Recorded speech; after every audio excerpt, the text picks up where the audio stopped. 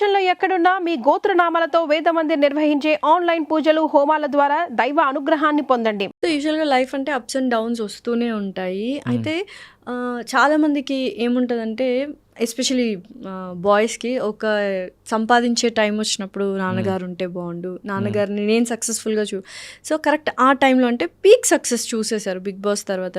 So all of a sudden అంటే ముందు నుంచి లేని డిసీజ్ కదా క్యాన్సర్, టంగ్ క్యాన్సర్ అనేది. ఎలా ఉన్నింది ఆ 1 year నాన్నగారితో? డిడ్ యూ అంటే మీరు అనుకున్నారా ముందే ఇలా అవుతుంది అని చెప్పి, ట్రీట్మెంట్ ఇదంతా అవుతుంది, హీ విల్ గెట్ బెటర్ అనుకున్నారు? సో అన్ఎక్స్పెక్టెడ్గా తెలిసింది. అంటే ఆయనకి from actually nowhere it he's just bloomed అవుటా? యా అంటే ఫస్ట్ ఆయన ఏంటంటే విజ్డమ్ టీత్ పెయిన్ వస్తుంది అని అన్నారు. అండ్ అది షార్ప్గా ఉంది, అది నాలుగుకి గుచ్చుకుంది అనుకున్నాం. సో డెంటిస్ట్ చూపించుకున్నారు, అది తీసేసారు. తర్వాత అది హీల్ అయింది, నార్మల్గానే ఉన్నారు. తర్వాత మళ్ళీ అగైన్ ఇట్ స్టార్టెడ్ అంట. సో నాకు చెప్పలా ఈ ఒక 3 months ఈ ప్రాసెస్లో ఆయనకి వైట్గా ఏదో ఇక్కడ వేసింది, ఏమీ చెప్పలేదు వైట్ అనమాట. ప్యాచ్ లాగా ఏదో. చెప్పకపోతే 4th month ఇంకా పెయిన్ ఎక్కువైపోయి దెన్ హైదరాబాద్ వచ్చారు. హైదరాబాద్ చూపించడానికి నేను ఇక్కడ చూపించా. సో ఫస్ట్ డెంటిస్ట్ దగ్గరికి వెళ్ళాం, తర్వాత ఈఎన్టీ దగ్గరికి వెళ్ళాం. Then we got to know oncology డాక్టర్కి చూపించాలని. సో అప్పుడు ఆన్కాలజీ డాక్టర్ చూపిస్తే షాక్. అసలు అలా అనగానే ఏంట్రా ఇది, ఆయన బ్యాడ్ హ్యాబిట్స్ ఏమి లేవు, ఎందుకు వచ్చింది అంటే బికాస్ ఆఫ్ కాన్స్టెంట్ ఇదా? ఒకటి కాన్స్టెంట్ హీలింగ్ అవ్వకపోవడం, 2 ఆయన బైట్ చేస్తున్నారు నిద్రలో, బైట్ ఇది చేస్తారు కదా, దీన్ని చిగుర్ని బైట్ చేస్తూ biting it a lot. So పుండు మీద మనం పొడుస్తూ ఉంటే ఇట్ విల్ ఎఫెక్ట్ కదా, అట్లా క్యాన్సర్ సెల్స్ ఫామ్ అయినాయి. ఓకే. సో ఏ స్టేజ్లో ఉండే మీరు డయాగ్నోస్ చేసినప్పుడు? Stage 2.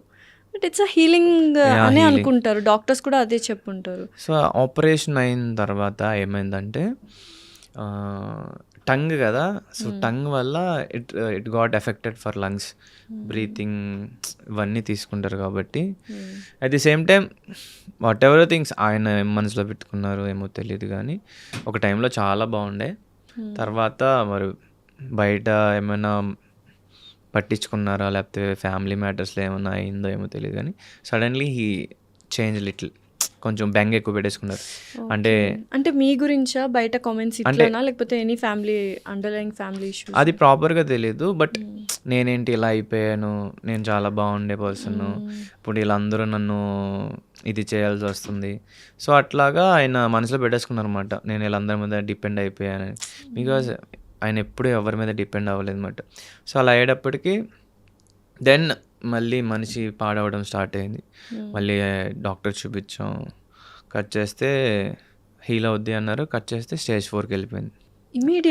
ఇమీడియట్లీ లంగ్స్లోకి పాకేసింది. అంటే మనకి లోపల ఏం జరుగుతుందో తెలియదు కదా, సో బయట బాగానే ఉంది, బట్ లంగ్స్లోకి పాకేసింది. ఇది స్టార్ట్ చేయించాం, ఏది కీమోథెరపీ స్టార్ట్ చేశారు. ఫస్ట్ సెషన్ కూడా అయింది. సెకండ్ సెషన్కి ఇంకా he couldn't take it అన్నమాట. చాలా కష్టమైపోయింది అనమాట, heavy breathe in breathe out. తర్వాత అన్నయ్య హాస్పిటల్లో ఉన్నప్పుడు వెంటిలేటర్ అన్నారు, అంతే. అప్పటికి ఇంకా మనకు ఒక సక్సెస్ వస్తుంది, నాన్నగారికి చూపించాలి, మనకి ఏముంటుంది యూజువల్గా ఈ టైంలో, లైక్ సక్సెస్ వస్తే పేరెంట్స్కి చూపించాలి అని ఉంటుంది. సో ఆ టైంలో it's like everything collapsed. So దాని నుంచి ఎలా బయటకు వచ్చారు? So many people will face that, Pawan గారు. సో యా, అంటే ఫస్ట్ చాలా బాధేసింది. ఇప్పుడిప్పుడే లైఫ్లో మంచిగా స్టేజ్కి వెళ్తున్నా, మంచిగా చూసుకోవచ్చు అనుకున్నా. బట్ నేనంటే ఆల్వేస్ బిలీవ్ జరిగిపోయిన దాని గురించి ఎక్కువ బాధపడితే ఏముండదు. అండ్ ఆబ్వియస్లీ ఆయన కోరుకునేది కూడా నేను, మమ్మీ, అన్నయ్య వాళ్ళందరూ హ్యాపీగా ఉండడం. So I suffered. నేను ఉంటుంది కదా ఆబ్వియస్లీ మనసులో, but I promise my self ఎక్కువ యాడకు, బికాస్ ఆయన సోల్ కూడా హ్యాపీగా ఉండాలి. అట్ ది సేమ్ టైం ఇంట్లో నేను స్ట్రాంగ్గా లేకపోతే మా ఇంట్లో వాళ్ళు కూడా స్ట్రాంగ్గా ఉండలేరు. సో మీరే స్ట్రాంగ్గా ముగ్గురులో? యా, 100% నేనే స్ట్రాంగ్. అవునా? డెఫినెట్లీ. అంటే నేను ఎప్పుడు స్ట్రాంగ్ ఉండాలి, ఒక హీరో లాగా నువ్వు 10 మందికి ఇన్స్పైరింగ్గా ఉండాలి. సో ఇదే నా మెంటాలిటీ అన్నమాట. అండ్ ఆల్వేస్ నేను మంచిగా ఉండాలి. అంటే ఈ చిన్నప్పటి నుంచి హీరో నావెల్స్ కానీ ఇవే చూడడం అలవాటు అయిపోయి, ఇంకా I want be like that only. మనం బెటర్గా అర్థం చేసుకోవాలి. మనుషులు తప్పులు చేస్తారు, మనుషులకు బాధలు వస్తాయి, అవన్నీ కూడా ఓవర్కమ్ చేయాలి, ఫర్గివ్ చేయాలి, మంచిగా చూసుకోవాలి. ఇదే ఉండేదన్నమాట. బట్ ఇక్కడ రియాలిటీలో ఇక్కడ కూడా కొంచెం నేర్చుకుంటాం. కొంతమంది టాక్సిక్ పీపుల్ ఉంటారు, వాళ్ళతో ఉంటే మనం ఎంత చేంజ్ చేయాలనుకున్నా వాళ్ళు చేంజ్ అవ్వరు. Better to leave them. Better to leave them and better to focus on your work and your family. And ఫాదర్కి ఇలా అయిన తర్వాత నేను అలోన్గా నేను కొంచెం బాధపడ్డా. బట్ ఎప్పుడైతే ప్రామిస్ చేసుకున్నాను ఎక్కడి నుంచి నేనే మా మమ్మీని బాగా చూసుకోవాలి, మా అన్నయ్య కూడా మా అన్నయ్య బాధపడేది మా అన్నయ్యకి బాధపడతాడు, మా అన్నయ్య నాతో కూడా షేర్ చేసుకోవాలి, because his elder son. So elder son ఏంటుంటుందంటే చిన్నోళ్ళ దగ్గర ఆడకూడదు అనుకుంటారు, చిన్నోడి దగ్గర ఏం చేయకూడదు అనుకుంటారు. మేము అంబులెన్స్లో వెళ్తున్నప్పుడు నేను ఏడ్చాను, మా అన్నయ్య ఏడ్చాడు. బట్ స్టిల్ నేను ఒంటరిగా అటేపు తిరిగి ఏడ్చాను, మా అన్నయ్య కూడా అటేపు కూర్చొని ఇలా ఉండి ఏడ్చాడు. అంటే మేమిద్దరం కూడా షేరింగ్ యూజువల్గా బ్రదర్స్ అన్నదమ్ములు ఇద్దరికి కొంచెం ప్రేమలు చాలా ఉంటాయి కానీ ఎక్స్ప్రెస్ చేసుకోరు అంటారు. నిజంగానైనా సినిమాలో పెద్దోడు చిన్నోడు నేను మా అన్నయ్య కూడా అంతే, మోస్ట్లీ పెద్ద ఎక్స్ప్రెస్ చేసుకోమంట. అండ్ రీసెంట్లీ కొంచెం హేట్రెడ్ పెరుగుతుంటే మా అన్నయ్య అడిగాడు అనమాట, are you okay? Okay, yeah I'm fine, ఏం లేదు. ఎందుకు హేట్రెడ్? ఎవరి మీద? అన్నయ్య మీద? నా మీద కొన్ని ఫాల్స్ నెగిటివిటీ. ఓకే, బయట ఆడియన్స్. ఇట్స్ లైక్ ఏమైపోయిందంటే people got use it to me and Rithu, అంటే మా ఇద్దరిని పేరుగా చూడడం అలవాటైంది. బట్ ఫ్యూ పీపుల్ ఏంటంటే నేను వేరే కో యాక్టర్తో చేసిన మాట్లాడినా, కొంతమంది వాంటెడ్లీ చేస్తున్నారు, whatever I don't know, వేరే వాళ్ళతో లింకులు పెట్టడం, హీస్ చీటింగ్ ఆన్ రీతు వగేరా వగేరా స్టార్ట్ చేశారు. It's like what the hell, అసలు ఏం మాట్లాడుతున్నారు, ఏం తెలుసు అని. అంటే ఇప్పుడు ఆబ్వియస్లీ చాలామందికి ఆన్ స్క్రీన్ పైన చూసేసి దే విల్ డిసైడ్, బట్ నిజమేంటో మనకి తెలుసు. డెఫినెట్లీ చెప్పినా అర్థం చేసుకున్న వాళ్ళు ఉంటారు, వాళ్ళని ఏం చేయలేం. పని కట్టుకొని మన ఇన్స్టాలో రీల్ పెట్టి లేకపోతే స్టోరీ పెట్టి ఇంకా అదే పనిగా ఉంటే అప్పుడు కూడా దే విల్ జడ్జ్. సో ఇవన్నీ కాదు. అంటే అదొక టైప్ ఆఫ్ ఆడియన్స్ కూడా ఇప్పటికీ అర్థం కాని విషయం ఏంటంటే ఆన్ స్క్రీన్లో పేర్గా చేస్తే వాళ్ళు ఇంకెప్పటికీ పేర్గా ఉండాలని వాళ్ళు ఫిక్స్ అయిపోయి మనల్ని రూల్ చేయాలని చూస్తూ ఉంటారు. యాంకర్ రవి లాస్యా గారు కానీ, లేకపోతే సుధీర్ రష్మి గారు కానీ, మీరు రీతు. సో ఇలా ఏంటంటే ఒక పెయిర్ ఆన్ స్క్రీన్ వరకే అనేది you want to tell to audience something like that?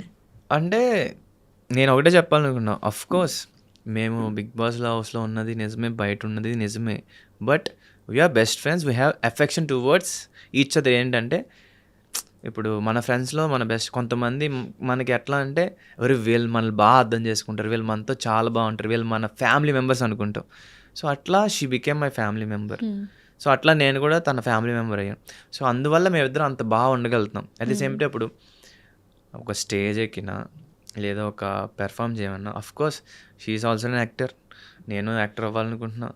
So మేము ఒక సాంగ్ పెట్టినా ఏం పెట్టినా ఆబ్వియస్లీ ఇంప్రెస్ అయిపోతాం అన్నమాట, అవి బాగా పెర్ఫామ్ చేస్తాం. అఫ్ కోర్స్ లైకింగ్ ఉంది, తను బాగా చేస్తుంది, తను బాగుంది, like is different, love is different. So అది కొంచెం అర్థం చేసుకుంటే బాగుంటుంది.